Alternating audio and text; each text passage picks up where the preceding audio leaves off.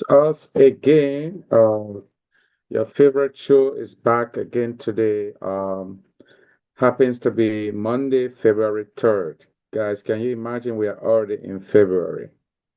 The year is already flying, it's not waiting for anyone. But well, folks, welcome again to Community Health Talk. And tonight we are again excited to really have a conversation um, with us here on this airlines airways on things that affect our community. And but before we jump right into that, I will want to quickly pass it around for us to introduce ourselves. As you all know, Pastor Dana Ishlener, the Executive Director for Rising Up for Change. We are so excited always to come your way and sharing with you things that affect our community. All right. Hey guys, what's going on? Can you give a quick intro? Good evening, Ah, everyone. Sorry, Mr. mhm. Kevin from Rising Hope for Change. I'm the program officer. How was the day? Today was a beautiful day. The weather was so nice. How did you spend your day? How's your week going? How was your weekend? We hope we can have a very nice discussion here tonight. I'll turn it over to you, Mr. Hi guys, I'm Storm Wilson. You guys know me from the morning show on Island Vibes. Thank you for joining us at Community Engagement. You've met Pastor Daniel and Miss Keve. We're gonna have a great show today. I mean, it's been up and down weather all week. I don't know how everybody spent their week. I hope it was great. For me, I had a great week, and yesterday the weather was amazing. Today's topic, I believe we're talking about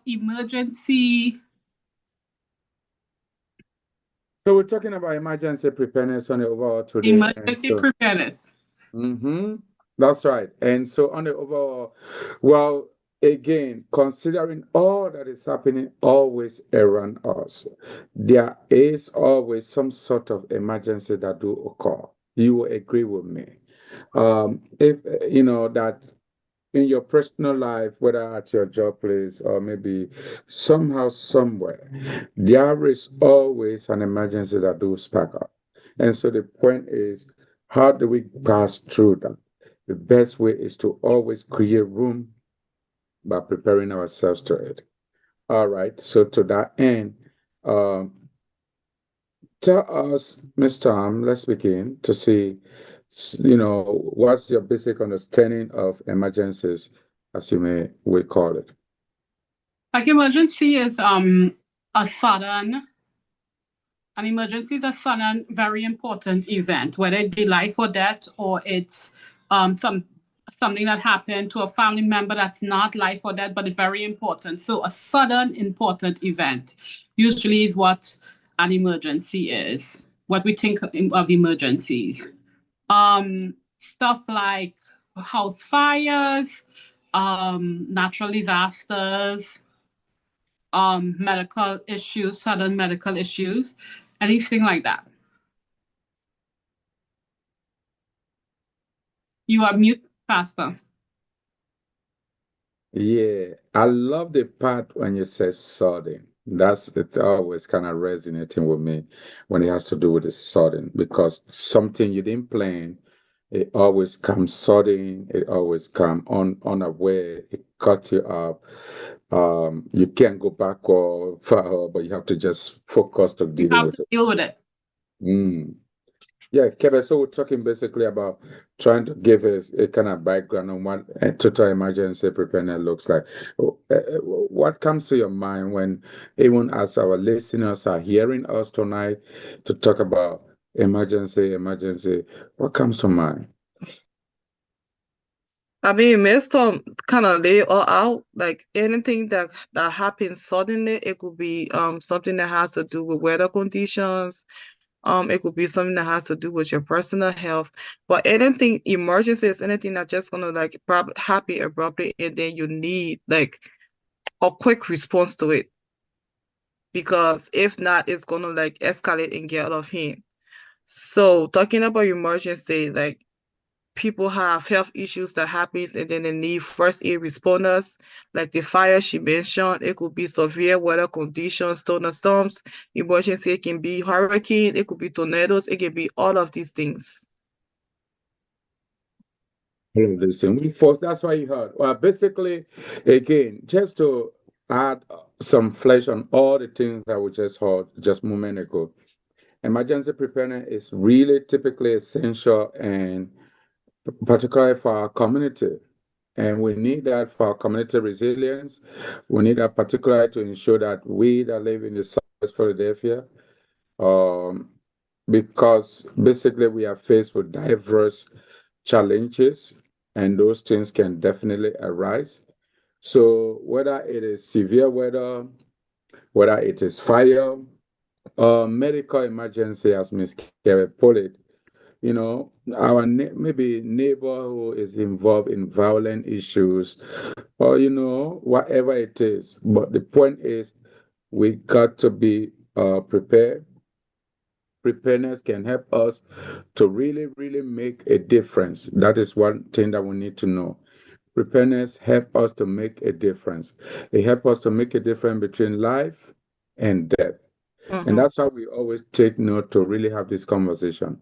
So tonight, again, as we come across you and as we are before you, you're hearing us, um, we really want to discuss what this emergency preparedness looks like, which basically means that we want to talk about why is it so critical for every one of us to be involved in at least community preparedness or somehow household preparedness, What because what if would you we take, what would you consider community preparation or preparedness?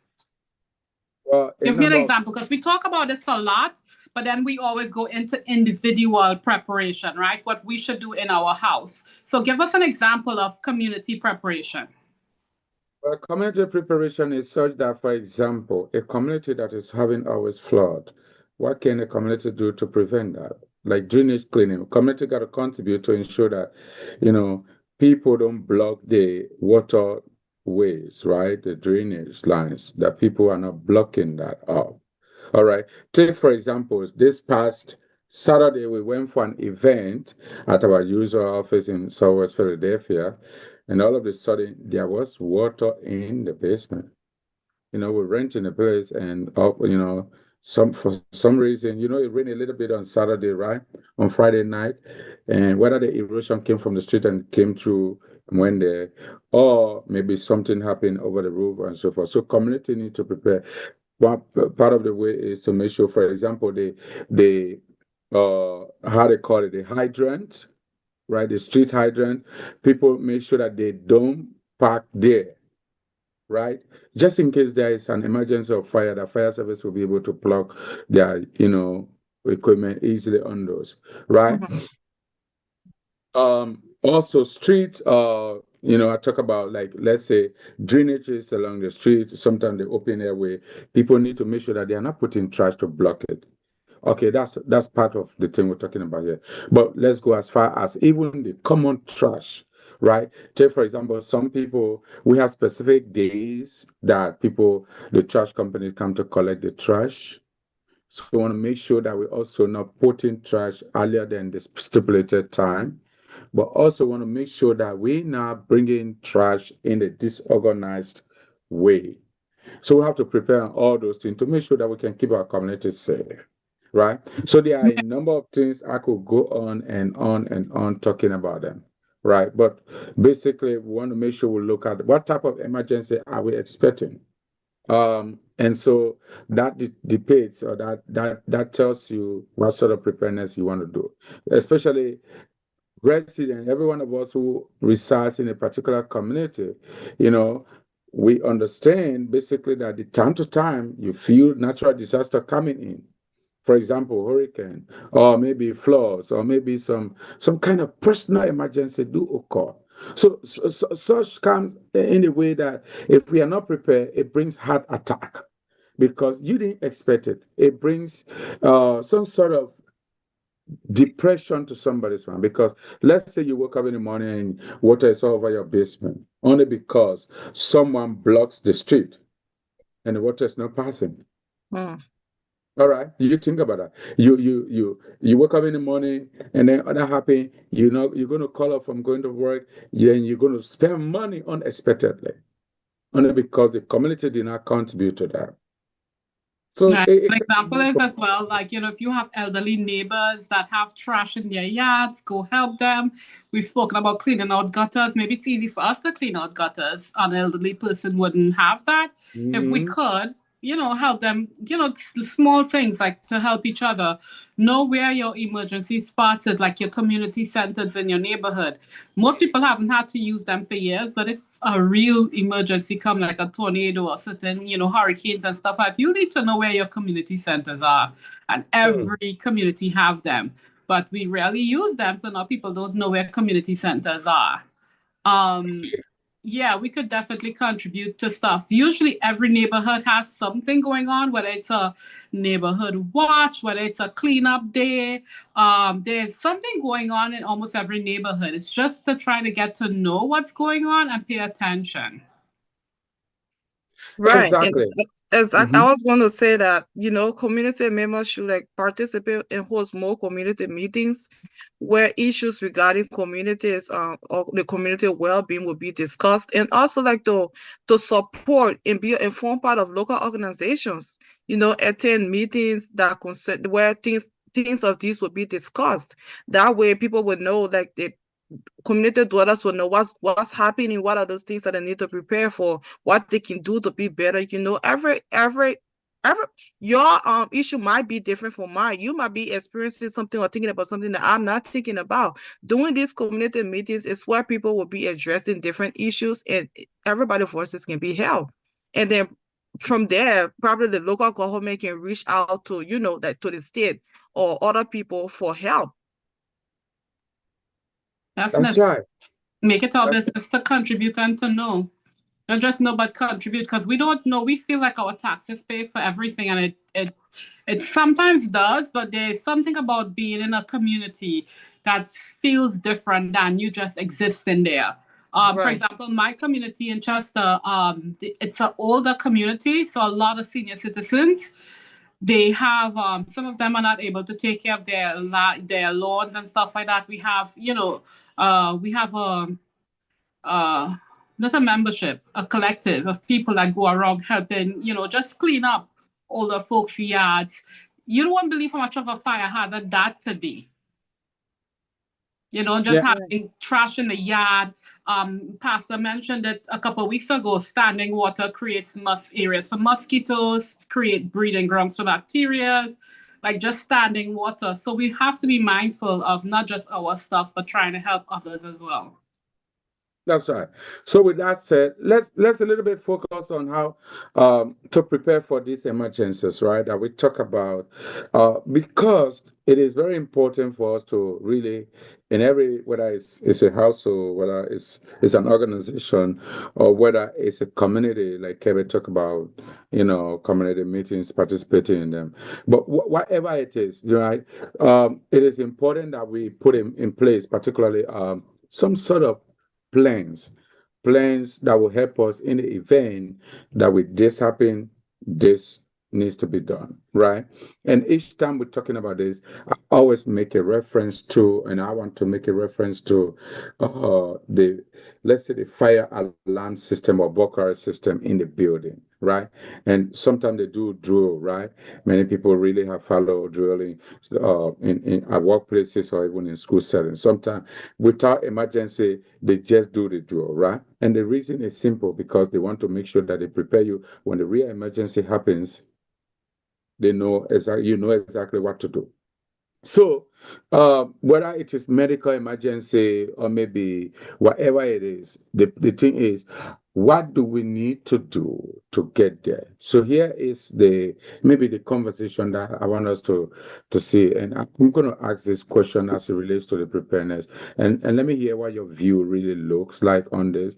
Um, when we talk about, I know we earlier on talk about what emergency preparedness mean, right? But Mhm. basically, let's look at some of the types of the emergency preparedness we need to prepare. What are some of those types we need to prepare for?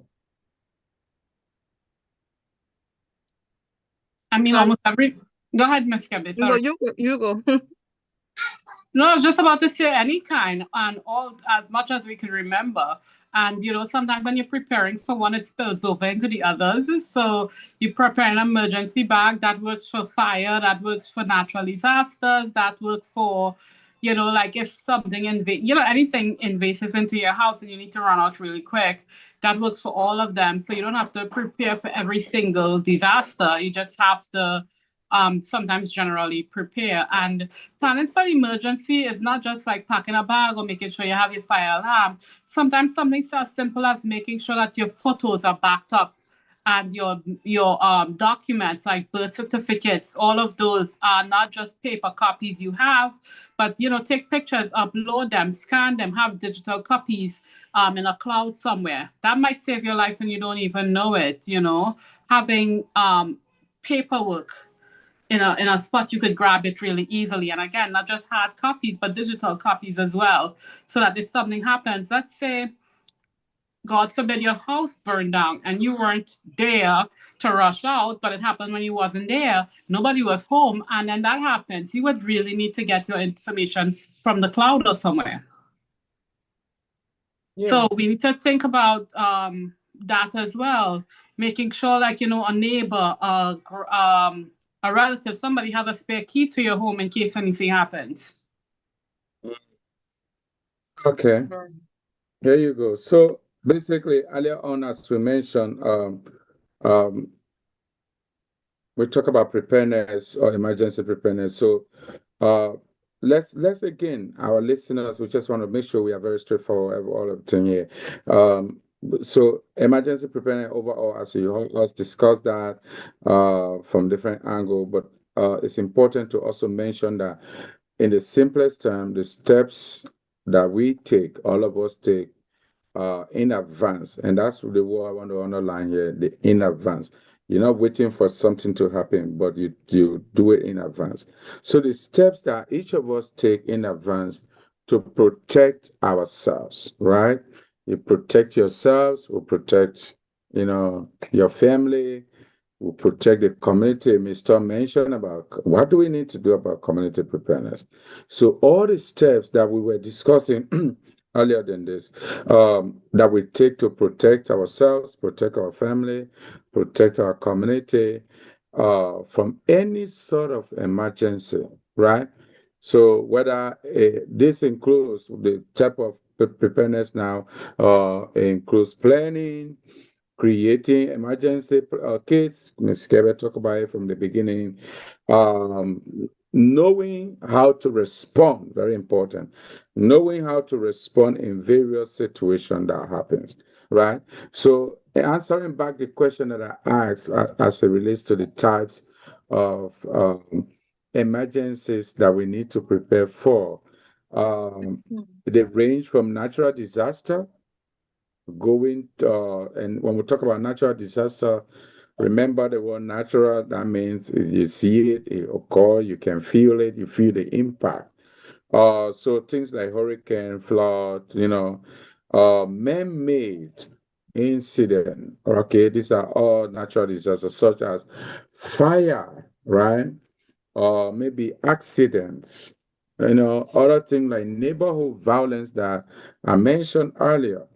So preparing ourselves in these various base type of potential threats to ourselves and to the community will really help us be in the readiness form in the event there is an emergency.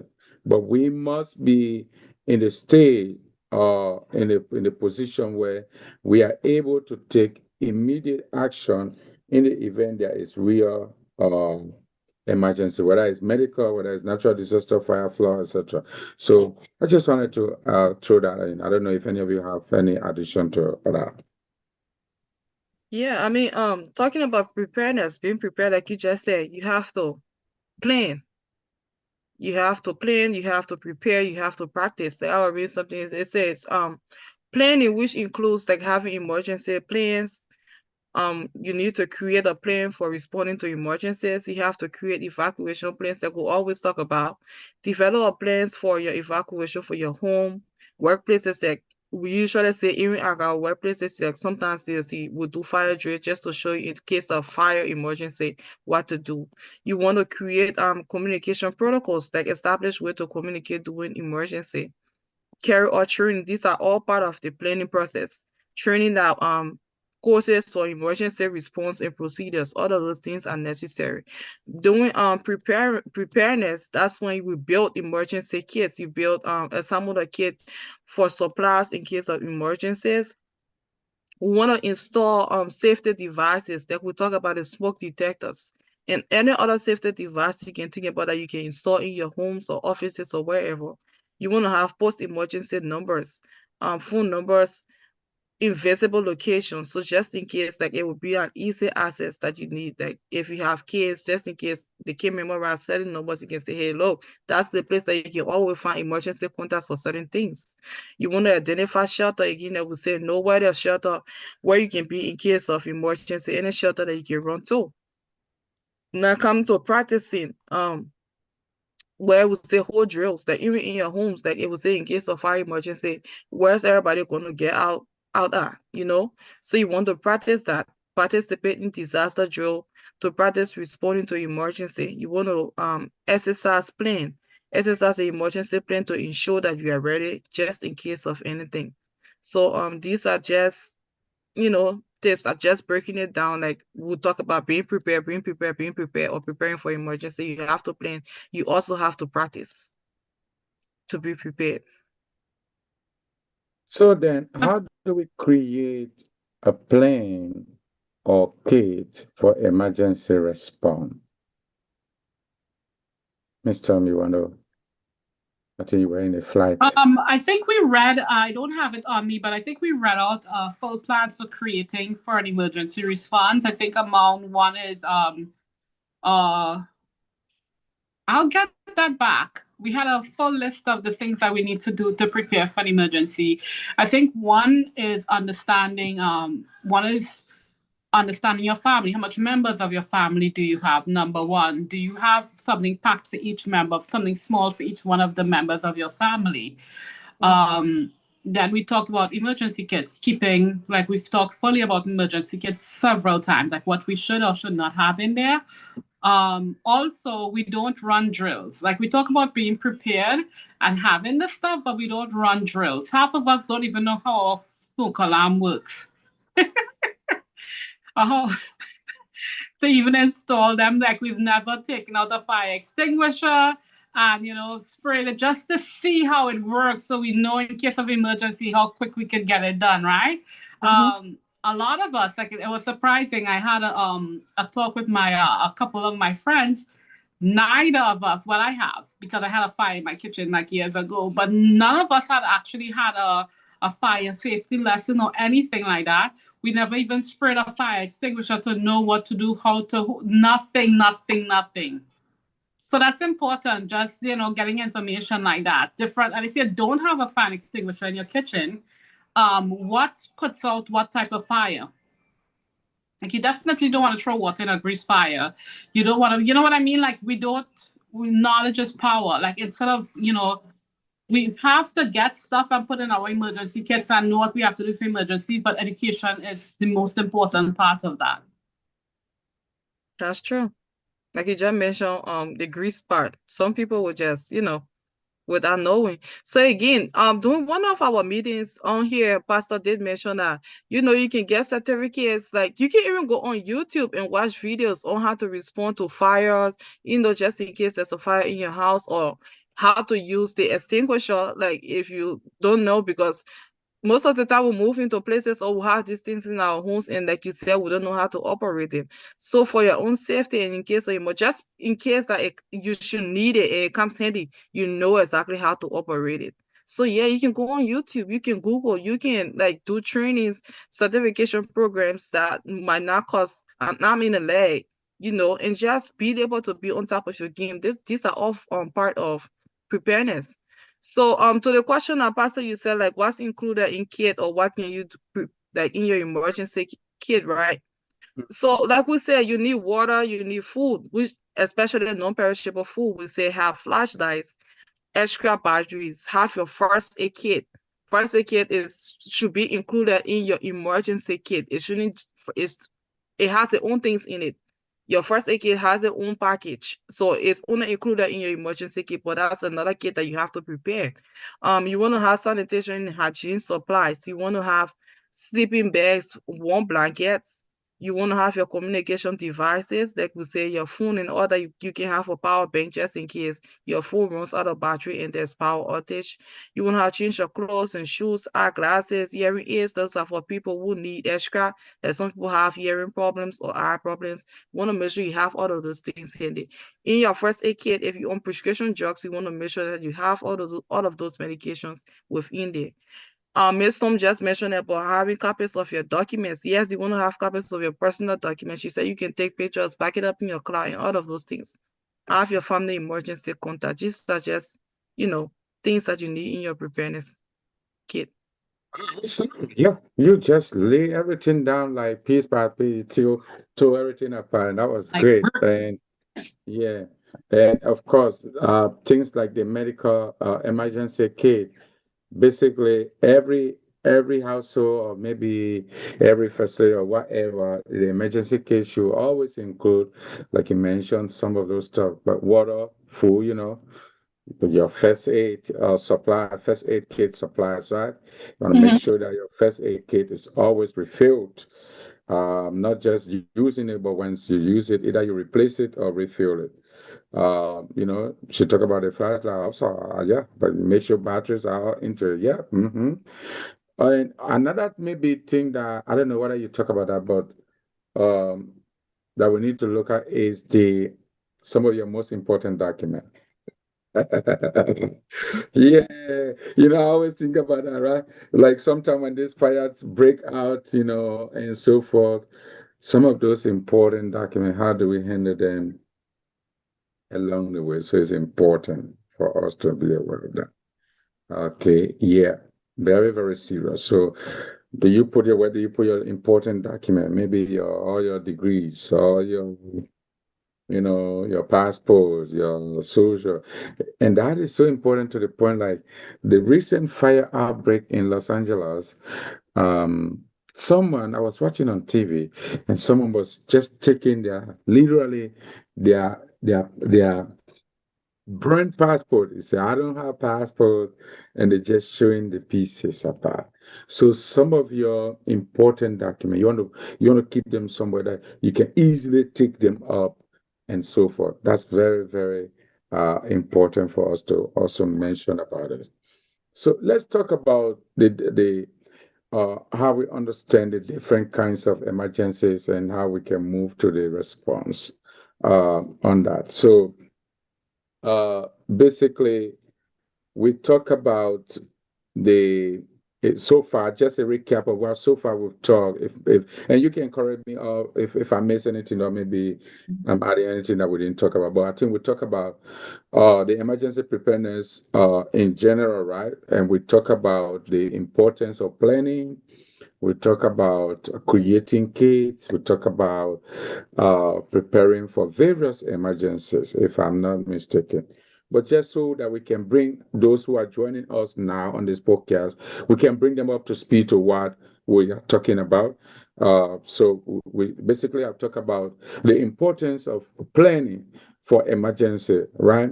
And creating the kit and also preparing for various emergencies. So very important. So, when it has to do with a call to action to our listeners, what can we advise our listeners tonight to say, well, now that you're listening to us, maybe if someone has not already have that plan, what can we encourage them to do, maybe for them to take immediate action, probably beginning tonight, they could start planning or so forth. What could be your advice to our listeners tonight? Please repeat that question. I say, taking into consideration what we're discussing on emergency preparedness and so forth. What advice we want a concrete action from the part of our listeners, our audience who are listening to us tonight. What advice will you give them tonight to say, look, now that you heard us, maybe if you were not prepared, it's time to do so. What can you tell them to take immediate action? Um, I think the first and foremost is gathering your important documents in one area, making sure you have them and start uploading them somewhere. So checklist number one, gather all your important documents, have them accessible somewhere, right? And Mm-hmm. upload it somewhere. I would think that's the most important because everything else you could get outside.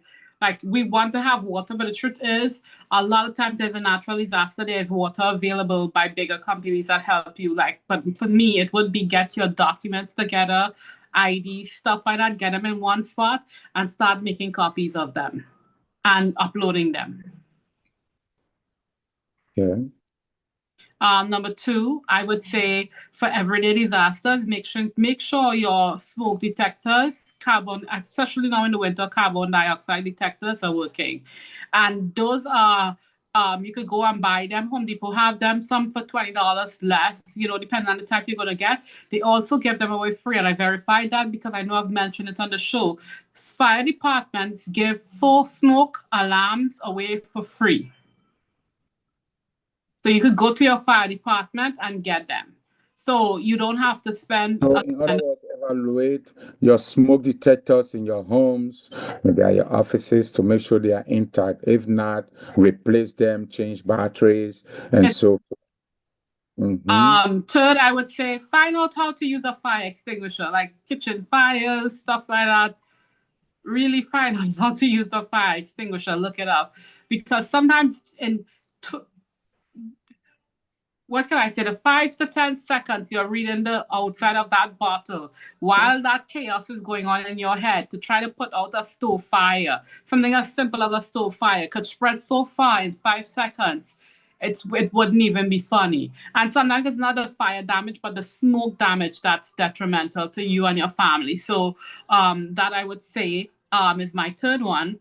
And then number four, packing an emergency bag. In an emergency bag. Mm-hmm. Oh, I'm sorry. I left out first aid kit. So one would be documents, two first aid kit, three um fire alarm smoke detectors, learning how to use your fire extinguishers, and then four would be packing an emergency bag. For me, you guys could take it from there. Okay. Yeah, Kerry, you want to add anything in terms of call to action for our listeners tonight, what we can leave with them to say, right, listen, you got to look at. So she mentioned a couple of things. She mentioned four key things. Yeah. But in case she left anything out. I would say stay alert. Stay alert. Make Very sure important. like we talked earlier about participating, community participation, like forming part of the community meetings and all of those things, knowing what your community needs, being able to have access to your local government, being able to access important information, weather conditions, like we say, have the alerts and everything on your phone. Be able to watch news, know what is going on around you. You can read newspaper, whatever means you can, but stay informed, get every necessary information that you need. When we say stay up to date with weather forecast, like check your weather, know how it's going to be. We say it does change, so you want to like stay on top of it so that way that if there's any changes, you can know exactly what the changes are.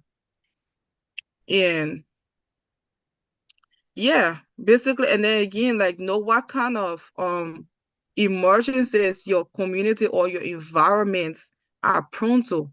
Like if you in certain environments, like you were talking about certain environments, like they will have flood, so that way you know exactly what to prepare for. Like if even if you move to a new environment or a new state or a new community, what are the things that happen here? Do you experience tornadoes? Do you get flood? Do you get this? Do you get that?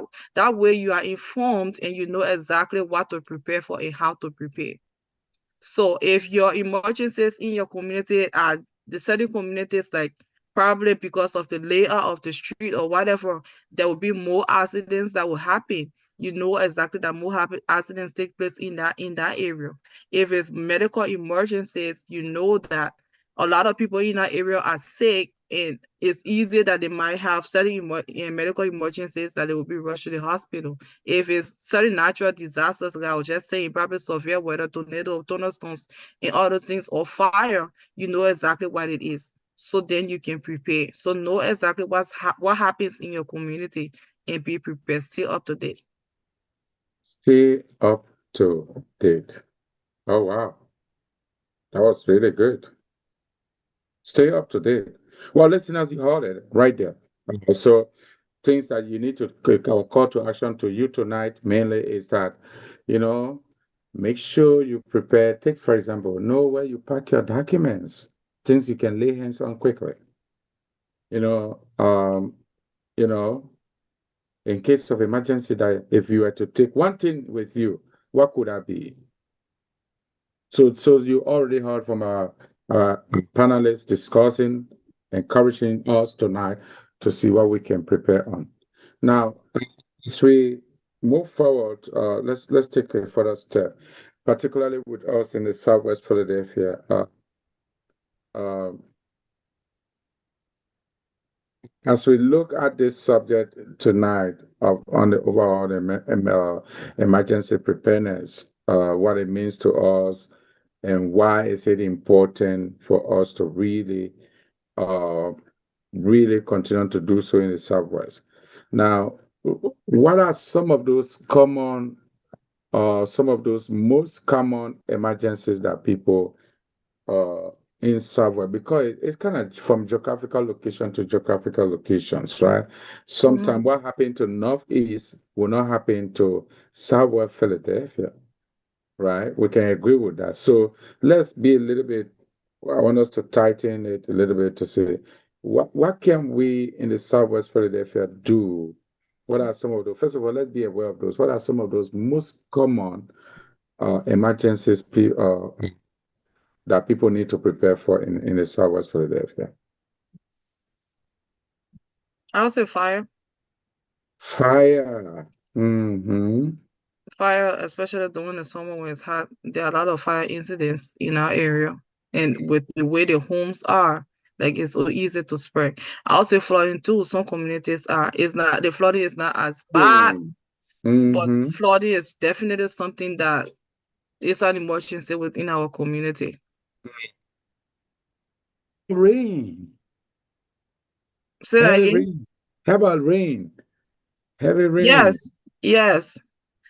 And then I would say public health emergency, which would be that with that I would say like the outbreak of infectious diseases within our community, that is an emergency too. Because like even with the flu and everything, when there's an outbreak, it's within our community, like it spreads a lot and faster too. Mm. Snowstorms. Snowstorms, I would say. Snows, right.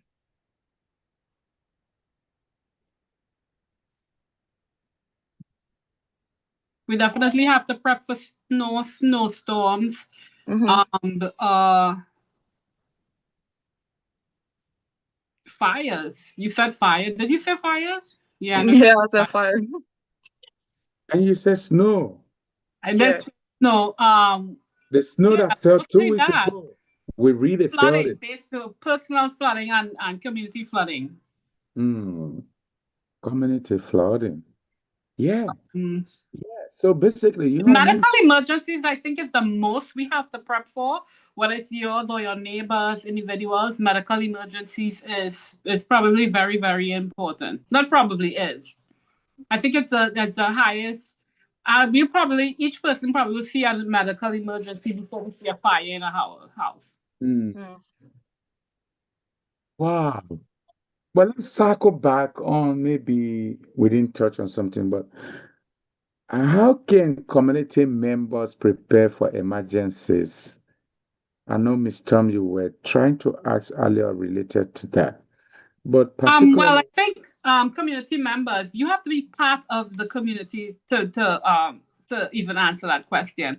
A lot of us live in communities, but we are not a part of the communities. How much of Mm. us here could say we know our neighbors, we talk to them, we know not what's really going on with them, but we know, like we're involved in neighborhood watching, neighborhood planting, like we have that planting thing going on here.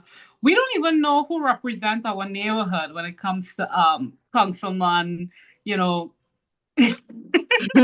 We were, I mean, I was a part of a neighborhood conversation the other day, and only 10 of us show up. Now, there's way more than 10 people live in my neighborhood, but 10 of us are there. So, like, really ask yourself that question. Do you know your councilman? Do you know who represents you? Do you know, like, for example, we were having problems with trash. Do you even know who to go to when you're having problems with your trash? Or, like, do you really know? Again, a lot of us live in a community, but we're not part of that community. And we have to start to change that. I think once we start to change that, stuff would be a lot, not just emergency, things would be a lot better, but just living in these communities would be a lot better. Right? So, go to community meetings is number one. Like, just go to them. There's one every month, in every neighborhood. Go to them. I've only been to two, and that's recently, right?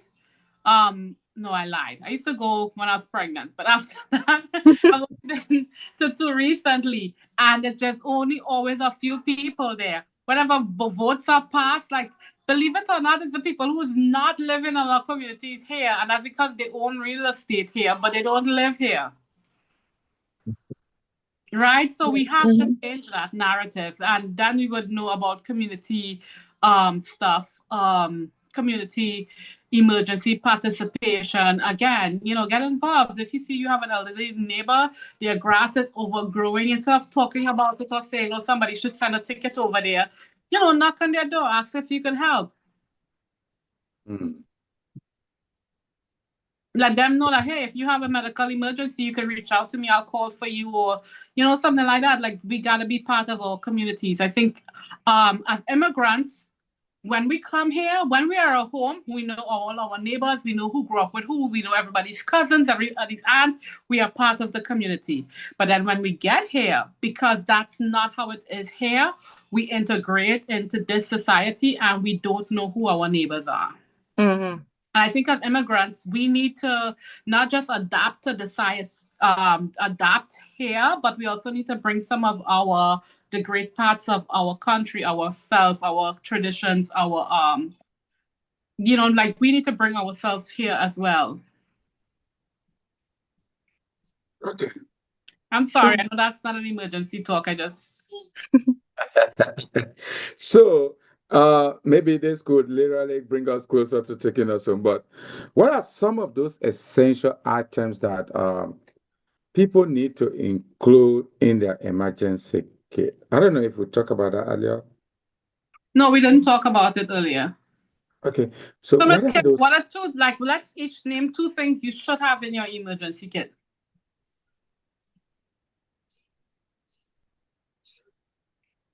Was that directed to me? Yeah. Oh yeah, I said food, non-perishable.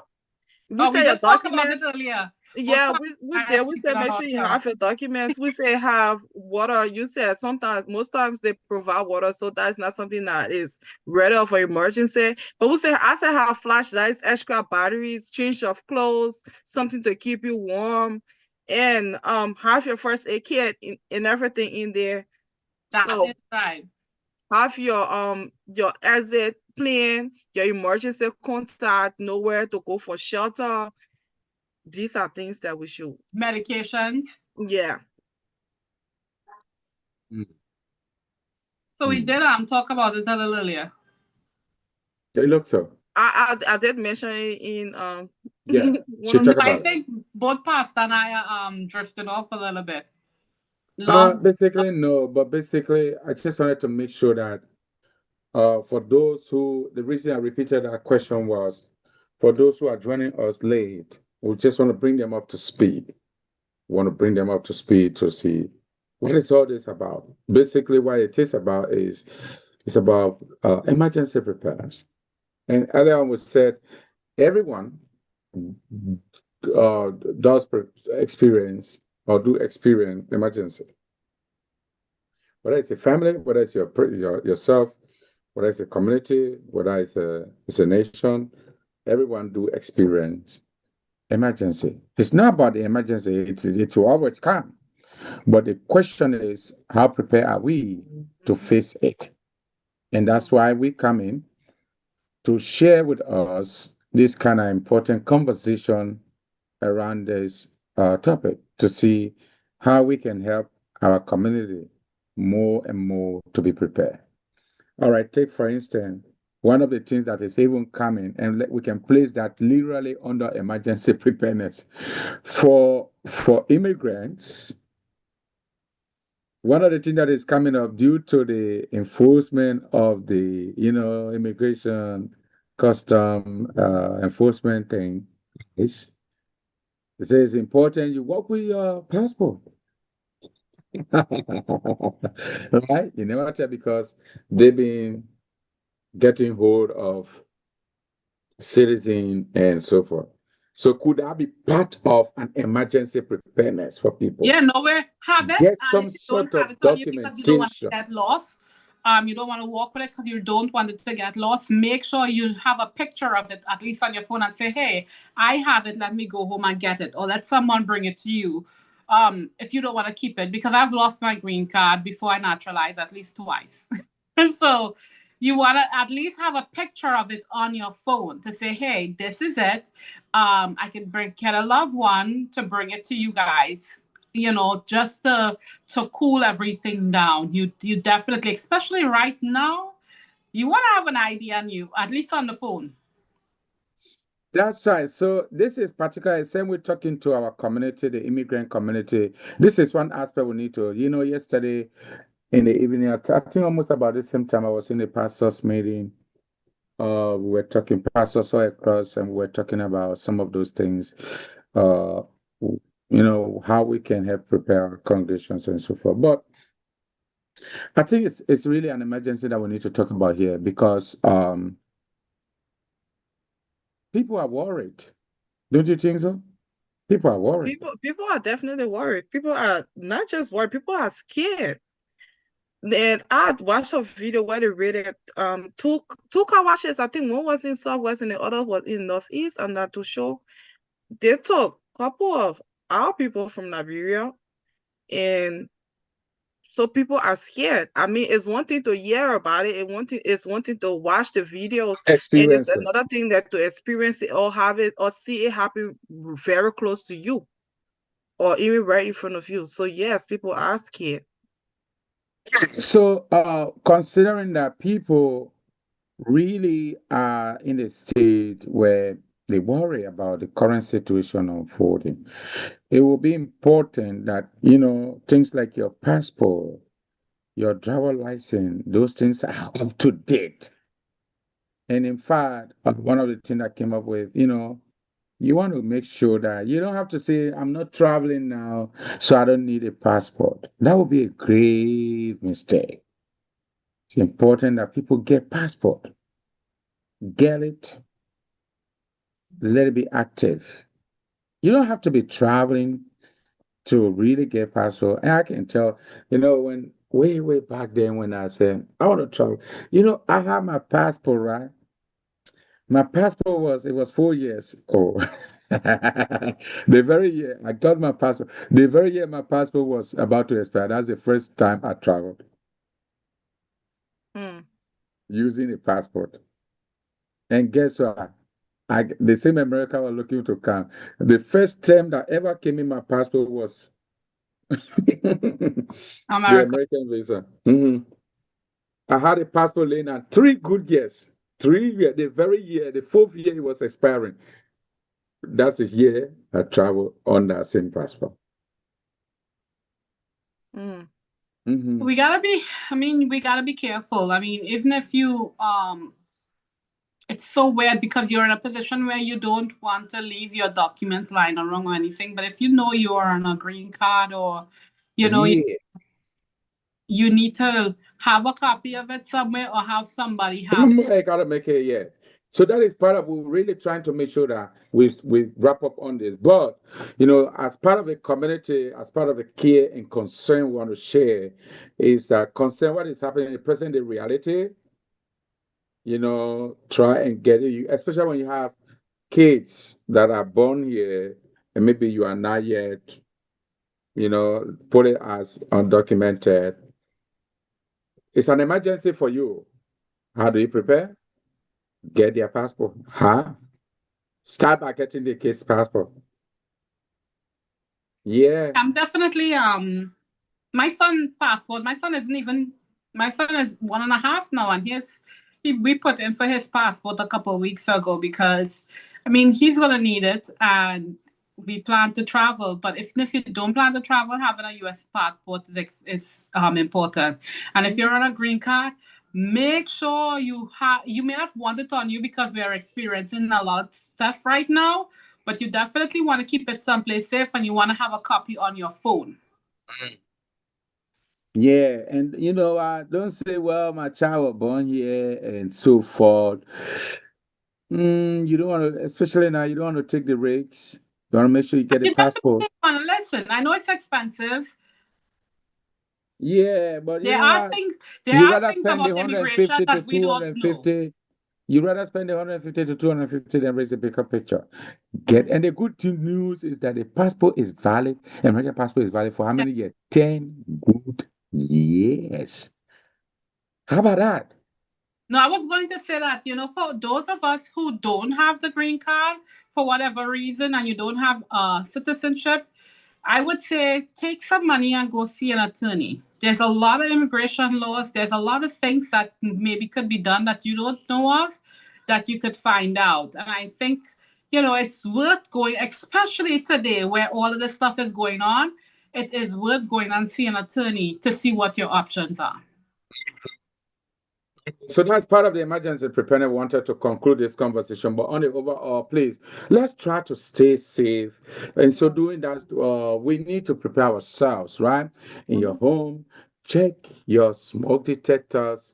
Make sure your doors are all inside, windows, and all of that. But also having a kit, a plan, just in case current, now with rain is up or winter, anything can happen. Have a light, extra light somewhere. And we have no excuses. There's generators, there's small generators, big generators, solar devices that power stuff. There is those batteries that wind, those flashlight that wind up. So you don't have like there's so much stuff. We have no excuse. No excuse. So much stuff. I love that. So it's you just have to take a step. And that also part of the emergency preparedness. That also includes you making the week require medical checkup for your health. Huh? Yeah, part of that. All right, well, that's really what we wanted to share tonight, and it's been a wonderful, wonderful moment. Thank you for being there with us, being patient or coming across us wherever you're watching us from. We want to thank you. All right, guys, what will be your parting comments for tonight? But I could go first. Guys, thank you so much for joining us. Island Vibes Radio, alongside with our sponsors, the Philadelphia Department of Health, Rise and Hope for Change. We welcome you every Monday at 7 p.m. to join us for community engagement. We are very grateful for those of you who have stayed with us. Come back again next week. Leave a comment. If you're listening to us live or if you're it's a playback, please still leave a comment. Again, my name is Tom Wilson from Island Vibes Radio. Have an amazing night. Oh, thank you. Ms. Kevin? Good evening, everyone. Thank you for sticking with us. Thank you for being here tonight. If you've been with us from the very beginning, we say thank you so much. We hope tonight was impacting. We hope we've learned together, and we hope we're going to take this with us. So I would say stay informed, be prepared, plan, and that's stay safe out there. Thank you, Rising Hope for Change. Thank you so much, Alan Va, for hosting us, and thank you to our sponsor, PDPH, for this opportunity. The next morning, we'll see you again. There you have it all, folks. It's been an incredible, incredible moment tonight, really having this healthy conversation because you see, when we prepare, we reduce stress, we reduce pressure, we take away depression. And so that's why we endeavor to come your way. Sometimes you are tired to even maybe tune in, especially when you come from work and this winter. But also, we really thank you for taking up the time to listen. Leave your comment, your recommendations, your input, your remark, how we can make this even better. Or maybe if there is anything interesting in you that you want us to talk about, don't hesitate to drop it in the comment section. But most importantly, um, you know, try to share also the information with the other people because we would definitely love you to do that. If you want to join us on this healthy conversation every Monday, listen, drop it in the comment, and then we will see how we can connect you. You want to be a guest? Drop a comment there, and then we'll connect you to see how we align and how we can make this possible. Otherwise, we really want to thank all our collaborators and our sponsor here, particularly Island Vibe Caribbean Radio Station. Want to thank you for making this platform available. For the Deaf Department of Public Health, I want to thank them for sponsoring this event. And of course, Miss Kevin, thank you for always our program officer, for always making yourself available and really bringing lot of things on the table here. And if you want to reach out to us, we are always available to, we would love to hear from you. You can reach out to us in person at or any of our offices, 16, um, 28, South 58th Street. And we are in Derby as well, in Derby, Delaware County. We're in Philadelphia. Office is on the 58th Street block. So you're always welcome to join us. Of course, you can email us at info@rhfc.info, info@rhfc.info. Thank you so much. It's been a wonderful moment. Until we meet next week, we say goodbye and good night. Good night,